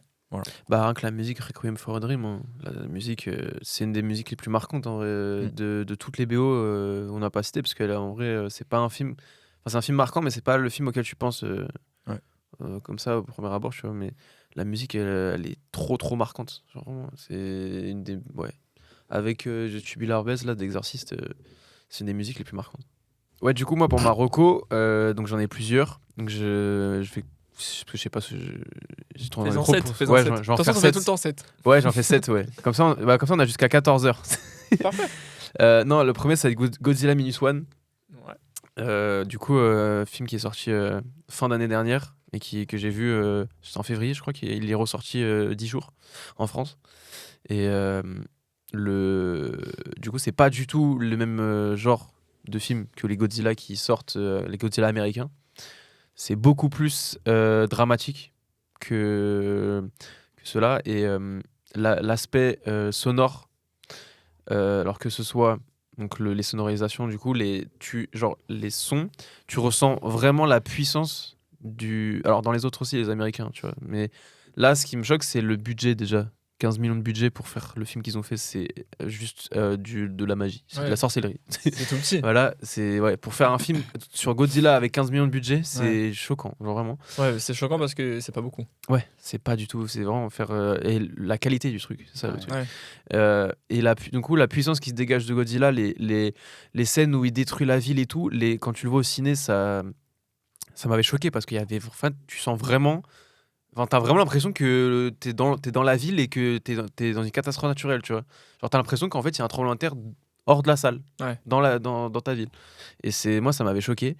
Et puis, donc ça, c'est pour l'aspect sonore. Et l'aspect, j'en ai pas parlé tout à l'heure, mais moi, c'est un de mes thèmes, si ce n'est mon thème préféré. All time, je pense, en vrai. J'ai dit exercice, mais en vrai, je pense que... T'as menti. J'ai menti un peu. Mais non, en vrai, je pense que c'est le thème de Godzilla. Le thème de Godzilla qui date du coup de celui de 54. Ouais. Le thème est juste fou pour moi. En fait, il n'y a pas mieux comme thème de personnage. Est-ce que Godzilla, c'est ton monstre préféré? Ouais. Tellement. C'était rapide. Tellement. En fait, j'ai genre Godzilla, Kong et tout, les films comme ça. Ouais. En fait, je peux les regarder tous les jours. Et le thème, il est tellement incroyable. Genre vraiment l'intensité, il est épique, il est intense, la mélodie rentre dans la tête. Genre en fait, il est parfait. Le thème est parfait. Et les premières notes aussi d'abord. Pour l'anecdote, ça c'est des grosses notes de cuivre. Et en fait, ça a été samplé par un rappeur et ça donnait un son hyper connu de rap des années 90. Ah ouais? Et en fait, il a samplé vraiment ces notes de cuivre là, il les a bouclées et ça a donné un son trop lourd. T'en fous? Voilà, le mec a samplé Godzilla et ça donne un classique. Voilà. The Batman, la sonorisation du film m'avait choqué, la BO, elle est incroyable. Le fait d'avoir repris le son de Nirvana, Something in the Way, j'ai jamais vu un son qui va aussi bien dans un film Batman, dans un film de super-héros. Le film, on dirait, c'est un Fincher. Vu les sonorisations et tout je l'ai vu 2 fois au ciné. Tout est genre les bruits de la pluie, les bruits des bottes, la scène d'intro où il arrive et qui va casser la gueule de tous les mecs qui raquettent le gars. Il arrive les bruits de pas qui résonnent sur le quai du métro et tout. Genre tout est parfait dans le film. Vraiment tout est parfait. Et je trouve qu'il y a beaucoup de gens qui critiquent le film. Je trouve qu'on n'en parle pas assez du film. Il est un peu passé inaperçu. Alors que pour moi, c'est un des meilleurs films de super-héros qui est sorti. Vraiment. Oh, ça se tient. Ouais. Tu sais, moi, j'avais une petite pensée pour Civil War, film récent aussi. Je l'ai pas encore vu. Qui a vraiment une belle perf de son et de musique. Et franchement, peut-être je vais aller voir ce soir. Ça m'a choqué.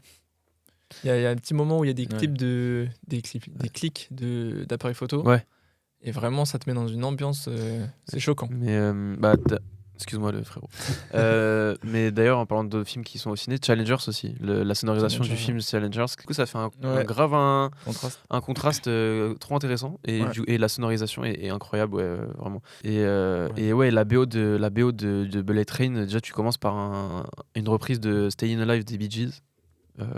Que demander de plus? Que demander de plus finalement. Et c'est une référence aussi la scène d'ouverture se fait un peu se fait clairement de la même manière que celle de Saturday Night Fever avec John Travolta. C'est la même scène d'ouverture, même musique et tout, mais repris. Et toute la BO et la sonorisation, je la trouve incroyable. Je la trouve vraiment incroyable. Et globalement, la sonorisation des films de David Leitch, incroyable. Et très, très atypique. Pour revenir sur Challenger, quand je l'ai vu au cinéma, je me suis fait, c'était il y a 2 jours, je me suis fait la remarque, j'ai pas encore vu d'interview qui en parle ou quoi, mais j'ai l'impression que tous les bruits de claquement de porte, de fermeture, tu vois, à un moment elle ferme son ordinateur, Zendaya, et j'ai entendu là-dedans des bruits de balles contre des raquettes. Ouais, je pense que c'est un peu fait exprès. Et je pense qu'il y a vraiment ce travail sur le son pour faire écho toujours au tennis, pour montrer qu'il y a une omniprésence du truc. C'est ça. Mais j'ai trouvé ça assez fort. Et après, je me suis dit, je sais pas si tout le monde le remarque, mais je me suis dit, c'est quand même pas mal. Ça me fait penser il y a dans la série Bodyguard, c'est une des premières scènes, je crois, où le mec est dans le métro. Et en gros, t'as un métro qui passe, du coup, de l'autre côté. Et en fait, lui, il est un peu dans ses rêves et tout. Et d'un coup, le métro, il passe. Et en fait, ça fait des bruits de mitraillettes. En gros. Oui. Et en gros, là, tu comprends. En fait, au lieu d'expliquer que le mec, il a fait l'armée et qu'il est trauma, en fait, le mec, en implant, t'as capté instant que il est trauma parce qu'il t'a mis il a mis des mitraillettes à la place du métro. Tu vois. Et ça, je trouve ça fou. Ou Black Swan, pareil, elle est dans le métro.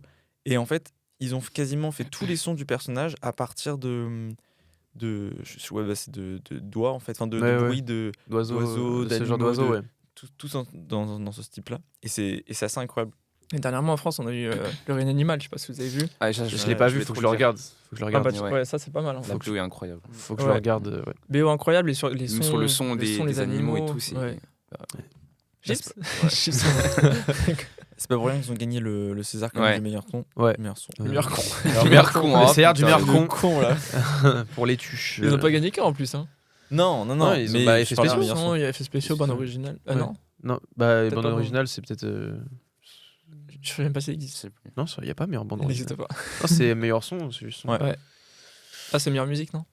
Meilleure musique, ouais, c'est ça. Ok. J'ai le troco. Vas-y. Allez.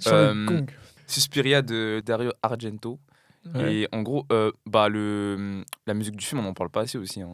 Pour moi, franchement, elle fait partie de ces musiques mythiques. Ouais, voilà.